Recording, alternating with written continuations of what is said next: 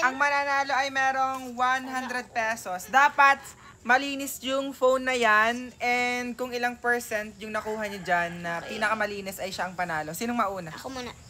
Sak mo. Go, sak mo. Go. Oh. Oh my God, parang panalo na sa sak mo. Oh my! 100%. Malay yung mag-tie, di ka aling mag-tie. Oh. Para next round ulit, oh, di ba? Aling maliit, oh. Go. Hindi ko naman maano yun eh. Sa'yo mo, basic lang. Ala? Go, aling maliit. Pindot. Oh, may tira, bes. Oh! Sorry, aling maliit. Panalo ko.